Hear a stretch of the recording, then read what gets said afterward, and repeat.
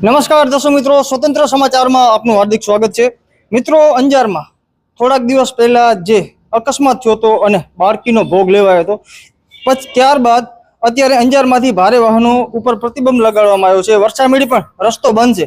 એની સાથે અત્યારે મોડોદર ગામમાંથી ત્યાંના સ્થાનિક રહેવાસીઓ આવ્યા છે અને એવી રજૂઆત છે કે જે આ ભારે વાહનો મોડોદર ગામમાંથી પસાર થઈ રહ્યા છે એને તાત્કાલિક ધોરણે બંધ કરવામાં આવે। શું છે મુદ્દો, શું છે હકીકત, જાણીએ। શું નામ છે આપનું? મારું નામ છે દેવાયત રવજી ડાંગર સાહેબ, મોડોદરમાંથી આવું છું।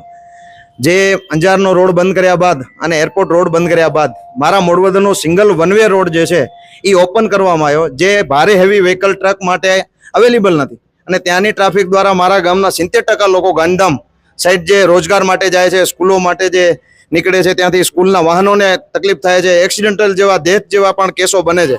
અને ત્યાં આગળ અમારા રોડ રસ્તાની અંદર એક પાપડી છે જેની અંદર જ્યારે બી ભારે વરસાદ પડે છે ત્યારે 5 ફૂટ ઉપર પાણી જાય છે અને 3-4 દિવસ સુધી ધંધો બંધ રહે છે। કોઈ નથી ધંધે જઈ શકતું, નથી સ્કૂલે જઈ શકતું।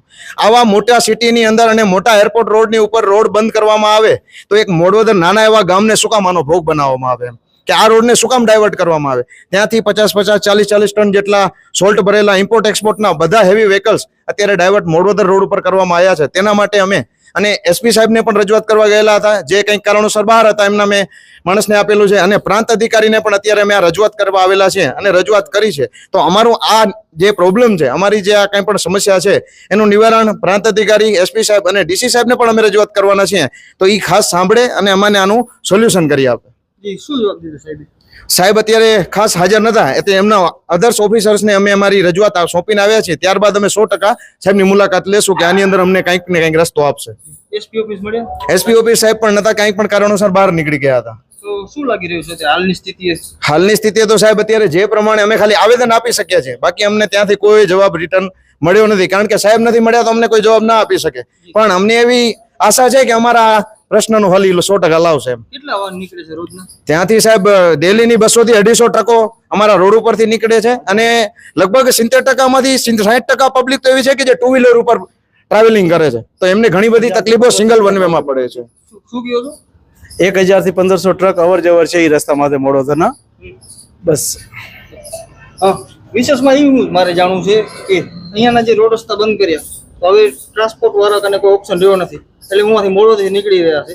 આમાં કઈક અકસ્માત એ બાજુ પણ થશે તો શું સ્થિતિ કેવી થશે? સાહેબ અકસ્માતની સ્થિતિ થશે તો 100% ગામ એની ઉપર ઉગ્ર આંદોલન કરશે અને ત્યાં આગળ બેસશે અને એનો જવાબ શાયદ સરકારને આપવો પડશે કે આ જગ્યાએ જો કોઈ પણ વસ્તુ કે જાનહાનિ કે કોઈ પણ વસ્તુ હવે બની તો આ ગામ ચલાવી લેશે નહીં। મિત્રો, અંજારમાં અકસ્માત બન્યું એટલે રોડ રસ્તા બંધ કરવામાં આવ્યા। વરસામેડી અકસ્માત થયો એટલે ત્યાંના પણ નો એન્ટ્રી કરવામાં આવી, પરંતુ હાલની સ્થિતિ એવી છે કે આ તો વાહનો છે જે હંમેશા ક્યાંક ને ક્યાંકથી એને નીકળવું પડતું હોય છે, એટલે એક જાતની ચીમકી આપવામાં આવી છે કે સિંગલ પટ્ટી રોડ છે એટલે ત્યાંથી એવી ભારે વાહનો નીકળવા ના જોઈએ। બાકી આ વિષયને લઈ કારણ કે એસપી કચેરી અને આપણે એસડીએમ કચેરી બંને જગ્યાએ આવેદનપત્ર અત્યારે આપવામાં આવ્યા છે અને રસ્તો તાત્કાલિક ધોરણે મોડોદરથી બંધ કરવામાં આવે એવી રજૂઆત કરવામાં આવી છે। બાકી આ વિષયને લઈ તમે શું કર્યા છો કમેન્ટ દ્વારા જરૂરથી જણાવજો। જય ભારત, જય હિન્દ।